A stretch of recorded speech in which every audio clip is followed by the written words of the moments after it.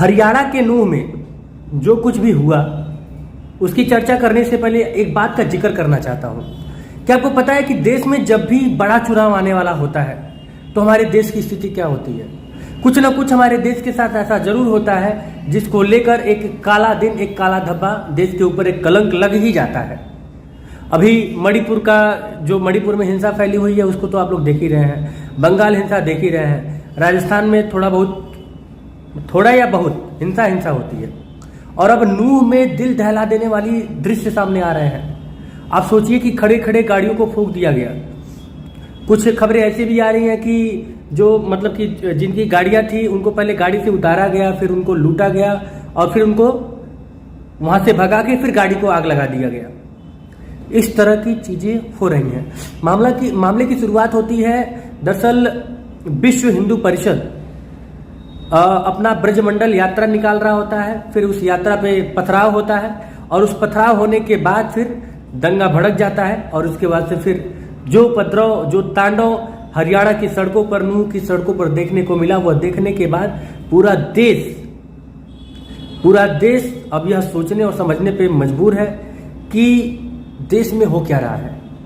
कभी मणिपुर, कभी हरियाणा, कभी बंगाल, कर क्या रहे हैं हम लोग? इस देश को हम किधर लेके जा रहे हैं? यह बहुत बड़ा सवाल है। सवाल यह भी कि जो देश के रहनुमा है, जो मणिपुर के रहनुमा है, जो हरियाणा के रहनुमा है, जो बंगाल के रहनुमा है, वो लोग नींद में सोए हैं क्या? किस बात का इंतजार कर रहे हैं? अगर उनसे इतनी भी सुरक्षा व्यवस्था नहीं संभल पाती है, इस तरह का तांडव सड़कों पर देखने को मिल रहा है, तो क्या वाकई में उन्हें अपनी कुर्सी पर बैठे रहना चाहिए? नूह में जो हुआ उस पूरे मामले की जानकारी मैं आपको बता दूं। दरअसल यह पूरा मामला मैंने आपको बताया कि जो हरियाणा हिंसा यानी कि नूह में जो विश्व हिंदू परिषद द्वारा ब्रजमंडल की यात्रा निकाली जा रही थी उस पर पहले पथराव हुआ। तो हम आपको सिलसिलेवार तरीके से समझाने की कोशिश करते हैं कि शुरू से क्या हुआ। दरअसल दोपहर के 1 बजे ब्रजमंडल यात्रा पर पथराव के बाद हिंसा भड़क गई, यानी कि 1 बजे से पहले ब्रजमंडल पे की यात्रा को लेकर जो तैयारियां थी इसको पूर्ण की जा चुकी थी और यात्रा निकल चुकी थी। फिर 1 बजे ब्रजमंडल यात्रा पर पथराव के बाद हिंसा भड़की। फिर दोपहर बाद 3 बजे उपद्रवियों ने अनाज मंडी स्थित साइबर थाने पर हमला बोल दिया।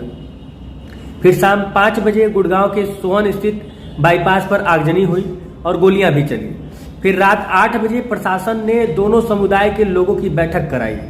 देखिए लगातार ये सारी चीजें हो रही हैं। फिर रात 8:40 पर सीएम ने सोशल मीडिया पर लोगों से शांति बनाए रखने की अपील की। फिर रात 10 बजे केंद्र सरकार ने अर्धसैनिक बलों की 20 कंपनियों को भेजने का फैसला लिया। रात 12 बजे नूह के अलावा 3 अन्य जिलों में इंटरनेट बंद कर दिया गया और रात 2 बजे नूह में कर्फ्यू की सूचना फैल गई। अब हिंसा कैसे भड़कती है? दरअसल विश्व हिंदू परिषद के नेतृत्व में हिंदू संगठनों का ब्रजमंडल यात्रा निकालने का कार्यक्रम था। यह नूह में नल्हड़ स्थित नल्हेश्वर मंदिर में जलाभिषेक के बाद बलकली चौक से होती हुई फिरोजपुर झिरका के पांडवकालीन शिव मंदिर और पुन्हाना के सिंगार के राधा कृष्ण मंदिर तक जानी थी। पुलिस के मुताबिक दोपहर 1 बजे यात्रा बड़कली चौक पर पहुंची तो समुदाय विशेष के लोगों ने नारेबाजी करते हुए पथराव कर दिया। पथराव से यात्रा में भगदड़ मच गई। उपद्रवियों ने गाड़ियों को पलटते हुए आग लगा दिया और उसके बाद से फिर जो स्थिति हमारे और आपके सामने आ रही है वो बहुत ज़्यादा भयावह है। अब अगर सोचिए कि अगर इस तरीके से एक धर्म दूसरे धर्म के ऊपर टूटेगा, इस तरीके से एक धर्म अपने वर्चस्व की लड़ाई के आगे दूसरे धर्म को नीचा दिखाएगा, इस तरह से शब्द नहीं मिल पा रहे हैं ऐसी घटनाओं का क्या ही चर्चा किया जाए। और इस तरह की जब घटना होती है तो एक जगह जब उठती है तो जगह जगह फैलती चली जाती है। मैं आप लोगों से पूछना चाहता हूं, इसमें नुकसान किसका है और फायदा किसका है? और क्या 2024 के चुनाव का आगाज इस तरीके से होगा? ये तमाम सवाल हैं।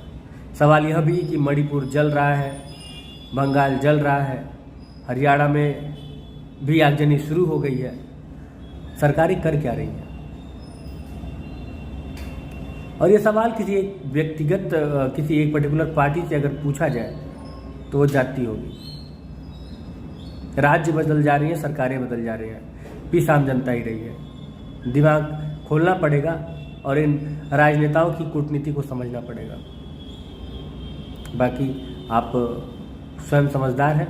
ऐसी घटनाओं को लेकर आप लोग क्या सोचते हैं हमें कमेंट बॉक्स में कमेंट करके ज़रूर बताइए।